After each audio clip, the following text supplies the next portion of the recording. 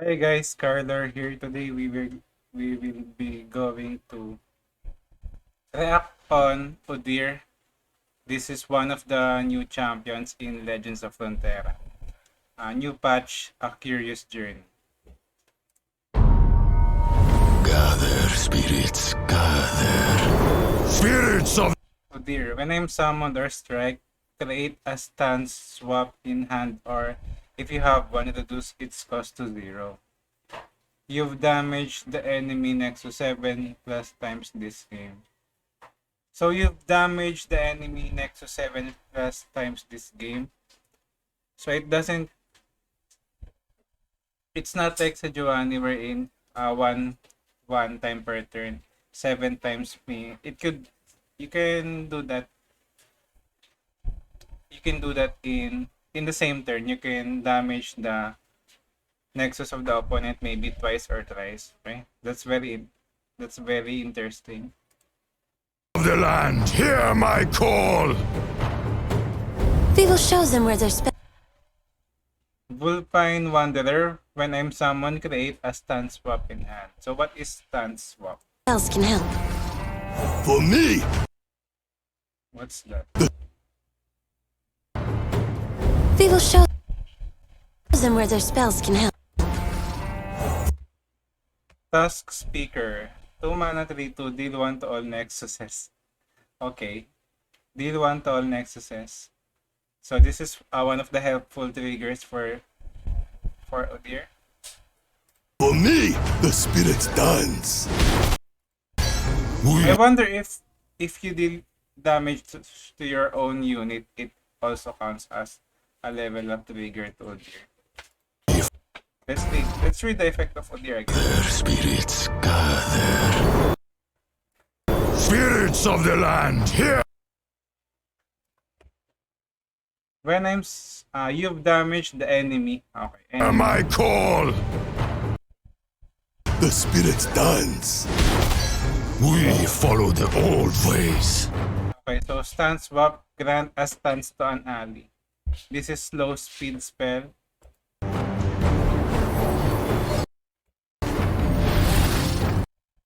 First stance, grant an ally +2/+2. While close stance, grant an ally +2/+0 and overwhelm. This is grant, huh?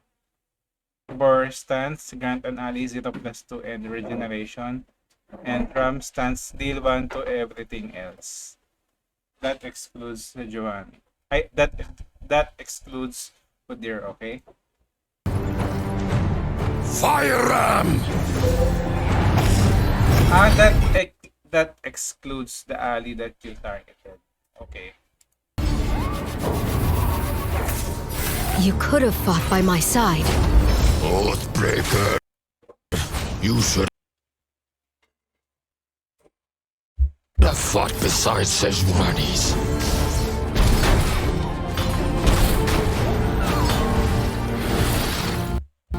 Iron Boar! Udyr's Spirits Unleashed. Grant your allies +1/+1, then deal 1 to everything. Create an Udyr in your deck.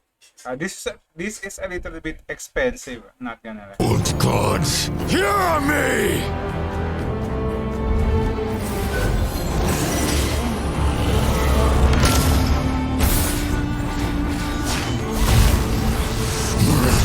The spirits gather! The level up animation of Udyr is better than the level up animation of Dario. I should say.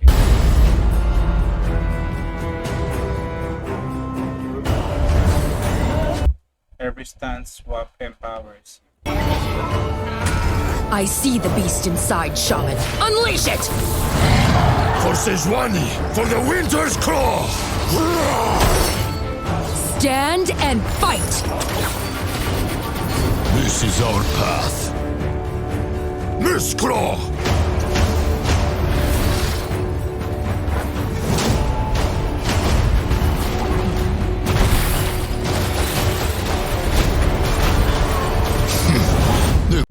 Alright, those are the Sejuani. So let's review all the cards that are present in this screen. Number 1, Shaman Call. Create 2 fleeting 0 cost stance swaps in hand. Oh, this is a 6 mana burst speed that gives you 2 0 cost stance swap. Okay, so the cost of a normal stance swap is 3 cost. So this is just the this is see as if you add the cost of 2 stand swap, that's 3 plus 3 6 cost. It is just a card that generates you 2 stand swaps.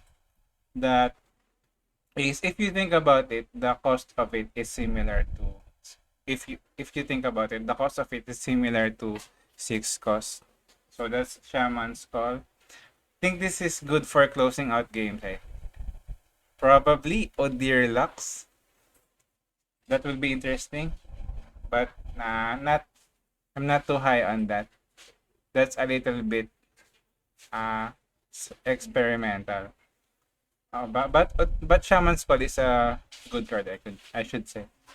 Udyr, Spirits Unleashed, we already discussed this. Vulpine Wanderer, when I'm summoned, create a stand swap in hand.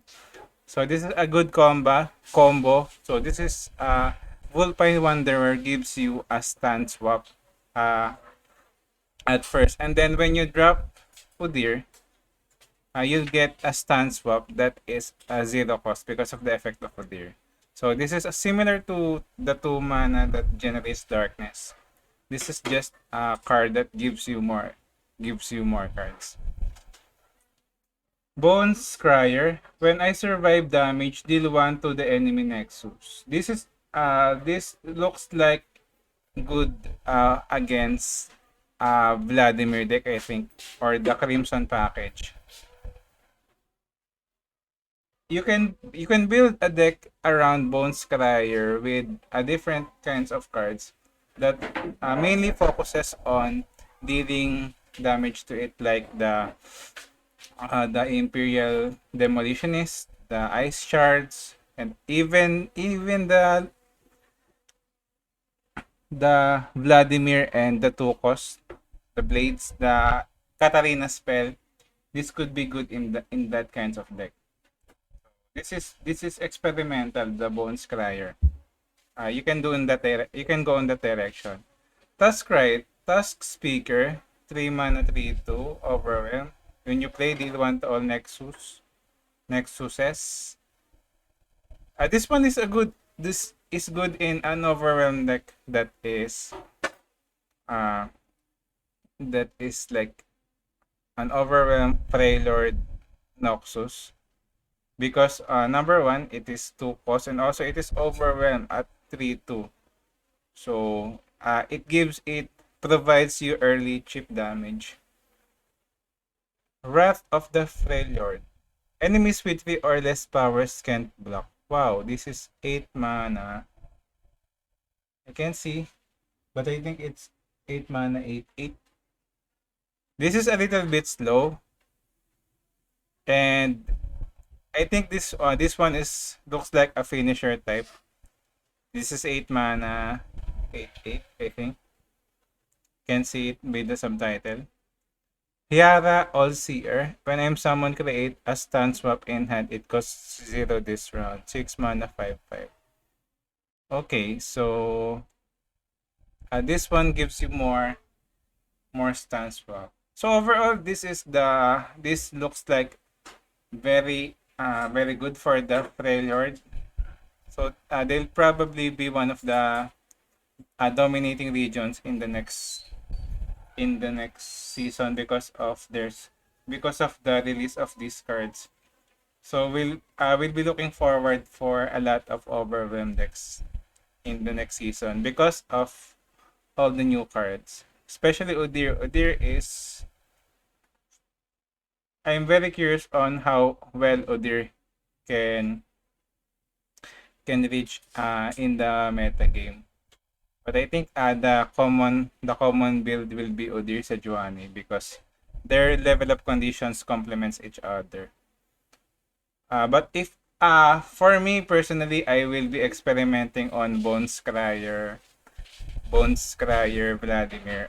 Expect that on my video. I'll be making this kind of I'll be making video about Bones Crier because I'm really interested on how well we can use the effect of Bones Crier for a burn deck, for a burn type of deck.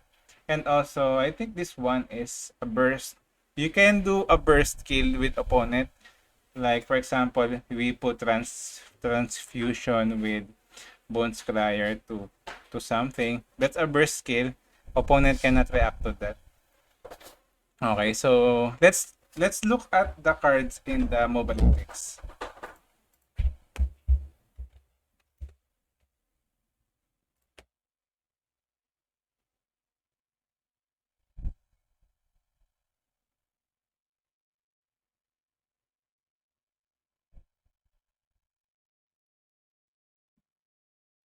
Okay, so let's recheck the 8 mana one. Okay, so we're correct. It is 8 mana 8/8.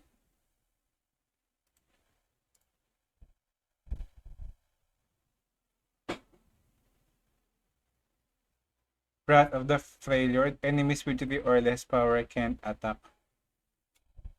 Uh, it's hard to evaluate this card, but if you drop this at turn 8, probably it will be hard for the opponent to block. It depends on the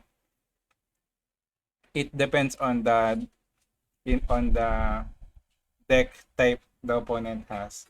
But it is very reminiscent to Captain Farron because Captain Farron is a finisher. When you drop Captain Farron at 8/8, that's automatically you are closing the game with that effect. Let's look at the other cards. This one, Merc Wolf Shaman. Round end, if you've damaged the enemy nexus this round, transform it into Merc Wolf Ranger. Merc Wolf Ranger, when I transform, draw a unit. So this is Merc Wolf Shaman is a 4 mana 5/5 with regeneration. I think it's hard to kill a regeneration unit. So this looks good with an Udyr deck because in an Udyr deck we can easily put overwhelm units to this huge statted I should say cheap units. Mammoth Shaman. Overwhelm. Round end, if you damage the enemy nexus this round, transform it into Mammoth Rager. Mammoth Rager, grant me +2/+2 round start. So this will Mammoth Shaman next turn. If you damage the enemy nexus this turn, next turn you'll have a Mammoth Rager that looks like 6 mana 8/8. So that's very huge. And then that's all the new cards. Okay, so I think that is all the new cards. So overall, those are very interesting ways on we can build a failure deck. This new archetype will open more windows of opportunities for building a failure deck. Probably overwhelm, or of course a lot of people will be experimenting on Udyr. I can see that Udyr could be paired with Sejuani, but we'll see. This is very good. Or we can also try to do an Udyr Sejuani Gangplank deck. That is also a direction that we can put on this one. But anyway, those are all the cards that is related to Udyr. So we'll be waiting for, I think, according to the trailer, we will be getting Nar. That will be the last card. So we'll wait for Nar, and then after Nar, we'll have the balance patch. Probably Azir, I mean, Ari, Kennen, and Pantheon will be gutted. They will be nerfed probably. I think it's easy.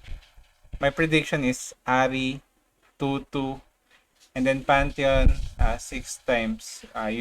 The level of progression will be at 6 times. Kennen, I don't know how they can nerf Kennen. Probably they will. They will not.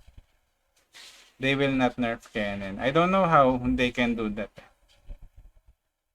Anyway, that is all for the video. Please like, share, and subscribe for more lore contents.